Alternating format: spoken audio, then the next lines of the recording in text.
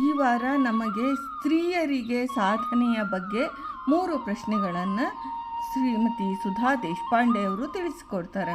ಸ್ತ್ರೀಯರಿಗೆ ವೇದಾಧ್ಯಯನದ ಅಧಿಕಾರ ಇಲ್ಲ, ಯಾಕೆ? ದ್ವಿಜತ್ವದ ಉಪನಯನ ವೇದಾಧ್ಯಯನದ ಅಧಿಕಾರ ಇಲ್ಲದೆ ಸಾಧನೆ ಹೇಗೆ ಸಾಧ್ಯ? ಹಾಗಾದರೆ ಯಾವ ಸಾಧನೆಯನ್ನೂ ಮಾಡದಿದ್ದರೆ ಮೋಕ್ಷ ಸಾಧನೆಯಂತೂ ಸಾಧ್ಯವೇ ಇಲ್ಲವೇ? ಈ 3 ಪ್ರಶ್ನೆಗಳಿಗೆ ಡಾಕ್ಟರ್ ಸುಧಾ ನರಸಿಂಗರಾವ್ ದೇಶಪಾಂಡೆ ಅವರಿಂದ ಉತ್ತರಗಳನ್ನು ಪಡೆಯೋಣ. ಸಂದೇಹ ಸಮಾಧಾನದ ವೀಕ್ಷಕರಿಗೆಲ್ಲ ನನ್ನ ನಮಸ್ಕಾರಗಳು. ನಾನು ನಿಮ್ಮ ವೃಂದಾ ಸಂಗಮ್. ಪ್ರತಿದಿನದ ನಮ್ಮ ಆಚರಣೆಗಳಿಗೆ, ಪದ್ಧತಿಗಳಿಗೆ ಅರ್ಥ ಹುಡುಕುವ ಮಾಲಿಕೆ ಇದು. ದಿನನಿತ್ಯದೊಳಗೆ ನಾವು ಆಚರಿಸುವ ಪದ್ಧತಿಗಳಿಗೆ ವೇದ, ಉಪನಿಷತ್ತು, ಪುರಾಣ, ಶಾಸ್ತ್ರಗಳ ಆಧಾರಗಳಿದ್ದೇ ಇರ್ತವೆ. ಆದ್ದರಿಂದ ಈ ಆಚರಣೆಗಳೆಲ್ಲ ಅರ್ಥಹೀನ ಅನ್ನುವ ಮೊದಲು, ಈ ಪದ್ಧತಿಗಳನ್ನೇ ಕೈಬಿಡುವ ಮೊದಲು ಈ ಆಚರಣೆಗಳಿಗೆ ಆಧಾರಗಳೇನಿರಬಹುದು ಎಂಬುದನ್ನು ಅರ್ಥ ಮಾಡಿಕೊಳ್ಳೋದು ಅತಿ ಮುಖ್ಯ. ಅಂತಹ ದಿನನಿತ್ಯದ ಆಚರಣೆಯಲ್ಲಿ ನಾವು ಮಾಡುವ ಪದ್ಧತಿಗಳಲ್ಲಿ ನಮಗೆ ಮೂಡುವ ಸಂದೇಹಗಳಿಗೆ ಡಾಕ್ಟರ್ ಸುಧಾ ನರಸಿಂಗರಾವ್ ದೇಶಪಾಂಡೆ ಇವರು ಅದಕ್ಕೆ ನಮಗೆ ವೇದ, ಉಪನಿಷತ್ಗಳು, ಪುರಾಣಗಳ ಆಧಾರಗಳೊಂದಿಗೆ 1 ವಾರಕ್ಕೆ 3 ಪ್ರಶ್ನೆಗಳಿಗೆ ಸಮಾಧಾನದ ಉತ್ತರಗಳನ್ನು ನೀಡ್ತಾರೆ. ಅದನ್ನು ಸುಲಭವಾಗಿ ನಮ್ಮ ಮಟ್ಟಕ್ಕೆ ಅರ್ಥವಾಗುವಂತೆ ತಿಳಿಯಲು ಮಾಡುವ ಪ್ರಯತ್ನವೇ ಈ ವಿಶೇಷ ಕಾರ್ಯಕ್ರಮ. ಹೀಗೆ ನಿಮ್ಮೊಳಗೆ ಏನಾದರೂ ಸಂದೇಹಗಳಿದ್ದರೆ ನಮಗೆ ಕಾಮೆಂಟ್ ಮಾಡಿರಿ, ಅದನ್ನು ನಾವು ನೋಡ್ತೀವಿ ಮತ್ತು ಆ ಪ್ರಶ್ನೆಗಳಿಗೆ ಮುಂದಿನ ಸಂಚಿಕೆಗಳೊಳಗೆ ಉತ್ತರಿಸಲಿಕ್ಕೆ ಪ್ರಯತ್ನ ಮಾಡ್ತೀವಿ. ಅಥವಾ ನೇರವಾಗಿ ನನಗೆ ತಿಳಿಸಿದರೂ ಆದೀತು. ಒಟ್ಟಿನಲ್ಲಿ ಈ ಮಾಲಿಕೆಯ ಪ್ರಯೋಜನವನ್ನು ಪಡೆದುಕೊಳ್ಳ್ರಿ. ಇಲ್ಲಿ ನಿಮ್ಮಲ್ಲಿ ಮೂಡಿರುವ ಸಂದೇಹಗಳಿಗೆ ಸಮಾಧಾನದ ಉತ್ತರಗಳನ್ನು ಪಡೆದುಕೊಳ್ಳೋದು ಮುಖ್ಯ. 1 ವಾರಕ್ಕೆ 3 ಪ್ರಶ್ನೆಗಳಿಗೆ ಸಮಾಧಾನದ ಉತ್ತರಗಳು ದೊರೆಯುತ್ತವೆ. ಹರೇ ಶ್ರೀನಿವಾಸ. ಎಲ್ಲ ಆಧ್ಯಾತ್ಮ ಬಂಧುಗಳಿಗೆ ಸಂದೇಹ ಸಮಾಧಾನ ಕಾರ್ಯಕ್ರಮವನ್ನು ಕೇಳುವಂತಹ ಸಕಲ ಸದ್ಭಕ್ತರಿಗೆ ಅನಂತ ಅನಂತ ನಮಸ್ಕಾರಗಳನ್ನು ಹೇಳ್ತಾ, ಶ್ರೀ ಗುರುಭ್ಯೋ ನಮಃ, ಪರಮ ಗುರುಭ್ಯೋ ನಮಃ, ಶ್ರೀಮದ್ ಆನಂದ ತೀರ್ಥ ಭಗವತ್ಪಾದಾಚಾರ್ಯ ಗುರುಭ್ಯೋ ನಮಃ. ಕಲ್ಯಾಣಾತ್ಮಕಾತ್ರಾಯ ಕಾಮಿತಾರ್ಥಪ್ರದಾಯನೆ ಶ್ರೀಮದ್ ವೆಂಕಟಗಿರಿನಾಥಾಯ ಶ್ರೀನಿವಾಸಾಯತೆ ನಮಃ. ಸಂದೇಹ ಸಮಾಧಾನ ಈ ಕಾರ್ಯಕ್ರಮದಲ್ಲಿ ನಾವು ಇವತ್ತು ಒಂದು ವಿಶಿಷ್ಟವಾದ ಸ್ತ್ರೀಯರನ್ನು ಕುರಿತಾಗಿ, ಅವರ ಸಾಧನೆಯ ಕುರಿತಾಗಿ ಪ್ರಶ್ನೆಗಳನ್ನು ಕೇಳ್ತಾ ಇದ್ದಾರೆ ಅಂತ ಹೇಳ್ತಾ, ಎಲ್ಲರಲ್ಲಿ ಮೂಡಿರುವಂತಹ ಸಂಶಯಗಳ ಒಂದು ಪಟ್ಟಿಯಲ್ಲಿ ಇದು ಕೂಡ ಒಂದಾಗಿದೆ. ಸ್ತ್ರೀಯರಿಗೆ ವೇದಾಧ್ಯಯನದ ಅಧಿಕಾರ ಇಲ್ಲ ಅಂತ ಹೇಳ್ತಾರೆ, ಯಾಕೆ? ತುಂಬ ಉತ್ತಮವಾದ ಪ್ರಶ್ನೆ ಇದು. ಎಲ್ಲ ಸ್ತ್ರೀಯರಿಗಲ್ಲಿ ಗೊಂದಲ ಇದು.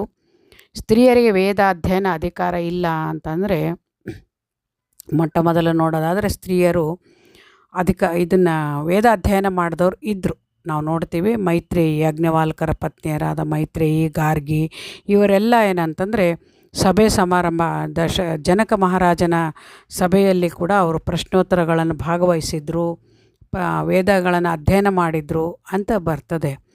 ಆದರೆ ಅಧಿಕಾರನ ಇಲ್ಲಿ ಪ್ರಶ್ನೆಯಲ್ಲೇ ಉತ್ತರ ಇದೆ. ಅಧಿಕಾರವಿಲ್ಲ ಅಂತಂದರೆ ಅಧಿಕಾರ ಅನ್ನೋ ಅರ್ಥ ಇಲ್ಲಿ ಏನಾಗ್ತದೆ ಅಂತಂದರೆ ಯೋಗ್ಯತೆ ಅಂತ ಅರ್ಥ. ಅಂದರೆ ಕೆಪ್ಯಾಸಿಟಿ. ಒಂದು ವಸ್ತುವಿನಲ್ಲಿ, ಒಂದು ಬಲ್ಬಿನಲ್ಲಿ ಅಥವಾ ಒಂದು ಬಲೂನಿನಲ್ಲಿ ಎಷ್ಟು ನಾವು ಗಾಳಿ ತುಂಬಬೇಕು ಅಷ್ಟನ್ನೇ ತುಂಬಬೇಕು, ಇಲ್ಲದಿದ್ದರೆ ಅದು ಒಡೆದು ಹೋಗ್ತದೆ. ಆ ದೃಷ್ಟಿಯಿಂದ ಹೆಚ್ಚು ಹೆಚ್ಚು ವೇದಾಧ್ಯಯನ ಸ್ತ್ರೀಯರು ಮಾಡ್ತಾ ಹೋದರೆ ಅದನ್ನು ಭರಿಸುವಂತಹ ಶಕ್ತಿ ಆ ದೇಹಕ್ಕೆ ಇರುವುದಿಲ್ಲ. ದೇಹ ಸೂಕ್ಷ್ಮ ಹಾಗೂ ಬಹಳ ಒಂದು ಸಂವೇದನಾತ್ಮಕ, ಒಂದು ಮಾತೃವಾತ್ಸಲ್ಯ, ಕಳಕಳಿ, ಕಠಿಣತ್ವ ನಮ್ಮ ಸ್ತ್ರೀಯರಲ್ಲಿ ಇಲ್ಲ. ಆ ದೃಷ್ಟಿಯಿಂದ ಅದು ಸಹಿಸಿಕೊಳ್ಳಿಕ್ಕೆ ಆಗಲಾರದಂತಹ ಒಂದು ಸೂಕ್ಷ್ಮತೆ ನಮ್ಮ ಶರೀರಕ್ಕೆ ಉಂಟು. ಆದ್ದರಿಂದ ಸ್ತ್ರೀಯರಿಗೆ ವೇದಾಧ್ಯಯನದ ಅಧಿಕಾರ ಇಲ್ಲ ಅಂತ ಹೇಳ್ತಾರೆ. ಹೊರತಾಗಿ ವೇದಗಳನ್ನು ಓದಲೇಬಾರ್ದು, ನೀವು ತಿಳಿಲೇಬಾರ್ದು, ಶಾಸ್ತ್ರವನ್ನು ಅಧ್ಯಯನ ಮಾಡಲೇಬಾರ್ದು ಅಂತ ಎಲ್ಲೂ ಉಲ್ಲೇಖ ಇಲ್ಲ. ಅದು ಬರ್ತಾ ಬರ್ತಾ ಯಾಕೆ ಕಡಿಮೆ ಆಯಿತು ಅಂತಂದರೆ, ಮುಖ್ಯವಾಗಿ ಅಲ್ಲಿ ನಮಗೆ ಆ ಯೋಗ್ಯತೆ ಇಲ್ಲ ಅನ್ನೋ ದೃಷ್ಟಿಯಿಂದ ಒಂದು. ಅದರ ಜೊತೆಗೆ ಗಂಡ ಮಾಡಿದ ಪ್ರತಿಯೊಂದರಲ್ಲೂ ಕೂಡ ಹೆಂಡತಿಗೆ ಪಾಲು ಅಂದ ಮೇಲೆ, ಗಂಡ ವೇದಾಧ್ಯಯನ ಮಾಡಿದವನಾಗಿದ್ದ ಅಂದರೆ ಸರಿಸಮವಾಗಿ ಅವಳಿಗೆ ಆ ಪಾಲಿನಿಂದ ಅವಳಿಗೆ ಪುಣ್ಯ ಪ್ರಾಪ್ತಿ ಉಂಟೇ ಉಂಟು. ಇದರಿಂದ ಒಂದು.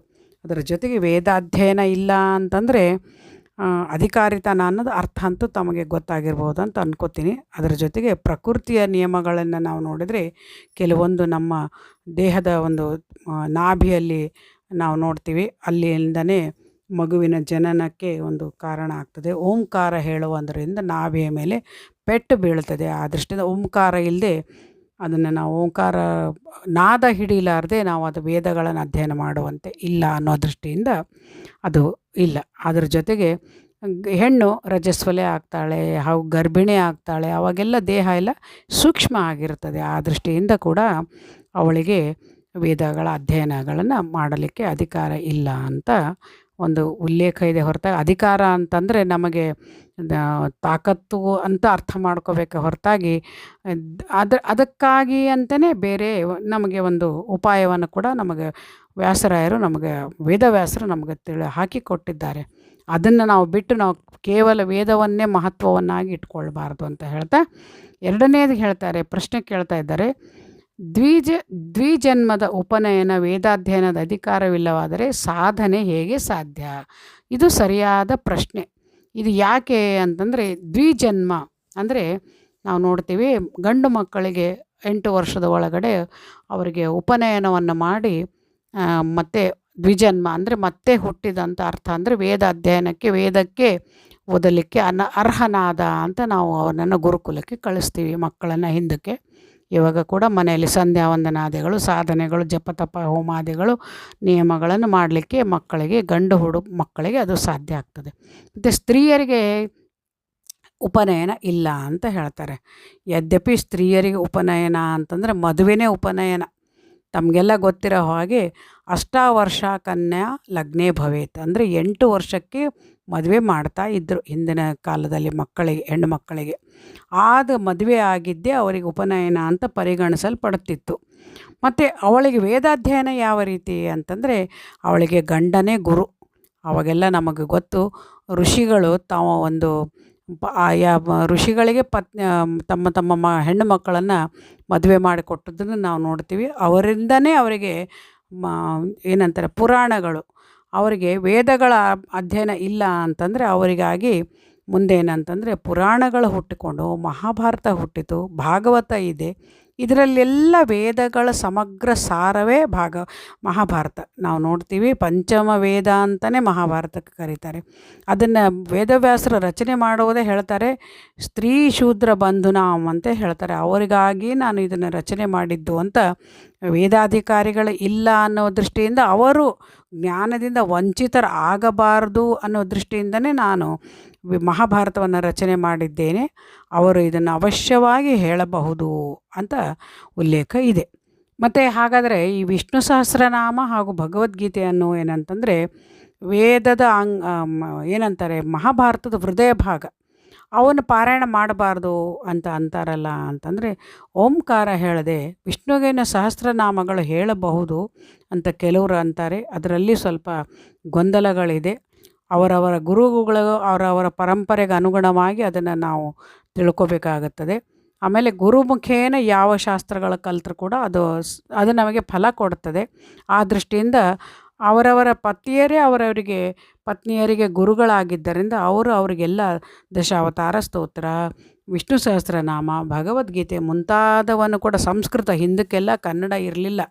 ಆವಾಗ ಎಲ್ಲ ಸಂಸ್ಕೃತದ ಪ್ರತಿಯೊಂದನ್ನು ಹೆಣ್ಣುಮಕ್ಕಳು ಸ್ತುತಿಗಳನ್ನು ಮಾಡ್ತಾಯಿದ್ರು. ಅದನ್ನು ನಾವು ನಮ್ಮ ಅಜ್ಜಿಯರ ಕಾಲದಿಂದ ಅದೆಲ್ಲ ಜಾರಿಯಲ್ಲಿ ಇತ್ತು. ಅದನ್ನೆಲ್ಲ ಅರ್ಥ ಮಾಡಿಕೊಂಡಿದ್ರು. ಹಾಗಾಗಿ ಅವರ ಸಾಧನೆ ನಡೀತಾ ಇತ್ತು. ಇತ್ತೀಚೆಗೆ ನಮಗೆ ಹರಿದಾಸ ಸಾಹಿತ್ಯ ಹುಟ್ಟಿದ ಮೇಲೆ, ಅದನ್ನೆಲ್ಲವನ್ನು ಕನ್ನಡೀಕರಿಸಿದ ಮೇಲೆ ನಮಗೇನಂತಂದರೆ ಅದರದ್ದು ಇವಾಗ ಸ್ವತಂತ್ರವಾಗಿ ನಮಗೆ ಸಾಧನೆಗೆ ಲಭ್ಯ ಆಗ್ತಾ ಇದೆ. ಮತ್ತು ಅದರ ಜೊತೆಗೆ ಪುರಾಣಗಳನ್ನು ಶ್ರವಣ ಮಾಡುವುದರಿಂದ, ಶ್ರವಣಕ್ಕಿಂತ ಹೆಚ್ಚು ಮನನ ಮಾಡುವುದರಿಂದ ನಾವು ನೋಡುತ್ತೇವೆ, ಮಹಿಳೆಯರು ಅನೇಕ ಮಹಿಳೆಯರು ಕುರಿತೋದದ ಕಾವ್ಯ ಪ್ರಯೋಗ ಪರಿಣಿತ ಮತಿಗಳು. ಅವರು ಎಲ್ಲೂ ಅಧ್ಯಯನಗಳಾಗಿಲ್ಲ, ಶಾಸ್ತ್ರಾಧ್ಯಯನ ಮೊದಲೇ ಆಗಿಲ್ಲ, ಆದರೂ ಕೂಡ ಕಾವ್ಯ ಪ್ರಯೋಗಗಳನ್ನು ಅವರು ಮಾಡಿದ್ದಾರೆ. ಗಲಗಲಿ ಅವ್ವ ಅವರೆಲ್ಲ ಅವರ ಮಕ್ಕಳಿಂದನೇ ಪಾಠಗಳನ್ನು ಅಧ್ಯಯನಗಳನ್ನು ಮಾಡಿದವರು ಅಥವಾ ಕೇಳಿದವರು. ಶ್ರವಣಾದಿಗಳಿಂದ ಬಂದ ಜ್ಞಾನ ಅವರು ಅಷ್ಟು ದೃಢವಾಗಿ ಇಟ್ಟುಕೊಂಡು ಸಾಧನೆಯನ್ನು ಮಾಡಿದವರು. ಈ ರೀತಿ ಉಪನಯನ ಅಂತಂದರೆ ತಮಗೆ ಗೊತ್ತಾಯಿತು, 8 ವರ್ಷಕ್ಕೆ ಮದುವೆ ಮಾಡುವುದೇ ಉಪನಯನ. ಅಲ್ಲಿಂದನೇ ಗುರುಮಂತ್ರ, ಮನೆಯಲ್ಲಿ ಗೃಹಿಣಿಯಾಗಿ ಅವಳವಳ ಧರ್ಮವನ್ನು ಪರಿಪಾಲನೆ ಮಾಡುವುದೇ ಅವಳಿಗೆ ಒಂದು ಸಾಧನೆಯ ಒಂದು ವಿಷಯವಾಗಿ ಇತ್ತು. ಪತಿಯೇ ಗುರು, ಪತಿಯೇ ದೇವರು ಅನ್ನುವ ದೃಷ್ಟಿಯಿಂದ ಅವನಿಗೆ ಅನುಸರಿಸಿದ ಸಹಧರ್ಮಿಣಿಯಾಗಿ ನಡೆಯುವುದೇ ಅವಳಿಗೆ ಮಹಾ ಸಾಧನೆ. ಈ ರೀತಿ ಸಾಧನೆಗೆ ಬಗೆಗಾಣೆನೆನ್ನಬಹುದೇ. ಪ್ರತಿಯೊಂದರಲ್ಲಿ ಸಾಧನೆಯಲ್ಲಿ ನಾವು ಕಾಣುವುದೇನೆಂದರೆ ಧರ್ಮದ ಮೇಲೆ ಸ್ತ್ರೀ ಯಾವ ರೀತಿ ತನ್ನ ಧರ್ಮಕ್ಕೆ, ಧರ್ಮ ಅಂದರೆ ಏನು ಅಂದರೆ ಅವರವರ ಸ್ವವಿಹಿತ ಕರ್ಮವೇ ಧರ್ಮ ಅಂತ ಕರೆಸ್ಕೊಳ್ತದೆ. ಸ್ತ್ರೀ ತನಗೆ ಅನುಕೂಲಕ್ಕೆ ತಕ್ಕಂತೆ ಅಥವಾ ತನಗೆ ಹೇಳಿದಂತಹ ವಿಷಯಗಳಲ್ಲಿ ಸದಾ ಭಕ್ತಿಯಿಂದ ನಿರತಳಾಗಿ ಕೆಲಸ ಮಾಡಿದರೆ ಅದೇ ಸಾಧನೆ ಅವಳಿಗೆ. ಆ ದೃಷ್ಟಿಯಿಂದ ಅವಳ ಸಾಧನೆ ಏನೂ ಕಡಿಮೆ ಇಲ್ಲ. ಅದರ ಜೊತೆಗೆ ಗಂಡ ಮಾಡಿದ ಪುಣ್ಯದಲ್ಲಿ ಹೆಂಡತಿಗೆ ಅರ್ಧ ಪಾಲು ಅಂತ ಎಂದ ಮೇಲೆ ಗಂಡನ ಒಂದು ಸಾಧನೆಯ ಪಾಲು ಕೂಡ ಪುಣ್ಯದ ಫಲ ಅವಳು ಪಡಿತಾಳೆ. ಇದನ್ನು ನಾವು ಅರ್ಥ ಮಾಡಿಕೊಳ್ಬೇಕು. ಮತ್ತು ಹಾಗಾದರೆ ಯಾವ ಸಾಧನೆಯನ್ನು ಮಾಡದಿದ್ದರೆ ಮೋಕ್ಷ ಸಾಧನೆ ಇಲ್ಲವೇ? ಹಾಗಾದರೆ ಮೋಕ್ಷವೇ ಇಲ್ಲವೇ ಹೆಣ್ಣಿಗೆ ಅಂತ ಕೂಡ ಪ್ರಶ್ನೆ ಬರ್ತದೆ. ಇದು 3ನೇ ಪ್ರಶ್ನೆಯಲ್ಲಿ ಇದು ಪ್ರಶ್ನೆ ಉಂಟು. ಆದರೆ ಖಂಡಿತ ಮೋಕ್ಷ ಇಲ್ಲ ಅಂತ ಎಲ್ಲೂ ಹೇಳಿಲ್ಲ. ಆದರೆ ನಮ್ಮ ಆಚಾರ್ಯ ಮಧ್ವರ ಸಿದ್ಧಾಂತದಲ್ಲಿ ನಾವು ನೋಡೋದಾದರೆ ಹೆಣ್ಣು ಮಕ್ಕಳಿಗೆ ಮೋಕ್ಷ ಉಂಟು. ಹೆಣ್ಣು ಮಕ್ಕಳ ಮೋಕ್ಷ ಉಂಟು ಅಂದರೆ ಸಾಧನೆಯಿಂದ ಈ ರೀತಿ ಸಾಧನೆ, ಶ್ರವಣದಿಂದ ಬಂದ ಜ್ಞಾನ, ಮಹಾಭಾರತ ಭಾಗವತಗಳ ಒಂದು ಅಧ್ಯಯನಗಳಾಗಲಿ, ಇತ್ತೀಚಿನ ಹರಿದಾಸ ಸಾಹಿತ್ಯದಲ್ಲಿ ನಾವು ನೋಡ್ತೀವಿ. ಇದನ್ನೆಲ್ಲ ಈ ಸಾಧನೆಯೇ ಇದು. ಈ ಸಾಧನೆಯಿಂದ ಮತ್ತು ಗೃಹಿಣಿ ತನ್ನ ಮನೆಯಲ್ಲಿ ಮಾಡುವ ಪಿತೃಕರ್ಮಗಳಿಗೆ ಮಾಡುವಂಥ ಭೋಜನಾದಿಗಳು, ಭಗವಂತನಿಗೆ ನಿವೇದನೆ ಮಾಡುವಂಥ ವೈಶ್ವದೇವಾದಿಗಳಿಗೆ ಮಾಡುವಂಥ ಪಾಕಗಳು, ಗೃಹಿಣಿಯ ಅತಿಥಿಗೆ ಸತ್ಕಾರ ಮತ್ತು ಗಂಡನಿಗೆ ತಕ್ಕಂತೆ ಅನುಕೂಲವಾಗಿ ನಡೆಯುವ ಒಂದು ಏನಂತಾರೆ ಅವಳ ಒಂದು ಮಾರ್ಗದರ್ಶನ, ಪ್ರತಿಯೊಂದು ಗೃಹಿಣಿ ಗೃಹವನ್ನು ನಿಭಾಯಿಸಿ ಸಮಾಜದಲ್ಲಿ ಒಂದು ಒಳ್ಳೆಯ ಸ್ಥಾನಮಾನದಲ್ಲಿ ಇದ್ದಳು ಅಂತಂದರೆ ಅದೇ ಅವಳಿಗೆ ಸಾಧನೆ. ಇದು ಎಲ್ಲ ಸಾಧನೆ, ಸತ್ಸಾಧನೆ. ಇದು ಭಗವಂತನಲ್ಲಿ ಪೂಜೆ ಮತ್ತು ಗುರುಮಂತ್ರ, ಲಕ್ಷ್ಮೀ ಗೌರಿ ಪೂಜೆ ಮತ್ತು ಮುಂತಾದ ಅನೇಕ ನಾವು ಸ್ತ್ರೀಯರಿಗೂ ಧರ್ಮಗಳು ಸಾಕಷ್ಟು ಹೇಳ್ತಾರೆ ಪುರಾಣಗಳಲ್ಲಿ. ಅದನ್ನೆಲ್ಲ ಮಾಡಿದ ಮೇಲೆ ಅದು ಮೋಕ್ಷ ಸಾಧನೆಯೇ ಅವಳಿಗೆ. ಆ ಮೋಕ್ಷ ಸಾಧನೆ ಅಂತಂದರೆ ಮೋಕ್ಷದಲ್ಲಿ ಸ್ತ್ರೀಯರು ಇಲ್ಲೇ ಇಲ್ಲ ಅಂತ ಕೆಲವು ತತ್ವಗಳು ಹೇಳ್ತದೆ. ಆದರೆ ಆಚಾರ್ಯ ಮಧ್ವರ ಸುಮಧ್ವ ವಿಜಯದಲ್ಲೇ ಬರ್ತದೆ ಸ್ತ್ರೀಯರು ಮೋಕ್ಷದಲ್ಲಿ ಇದ್ದಾರೆ ಅಂತ.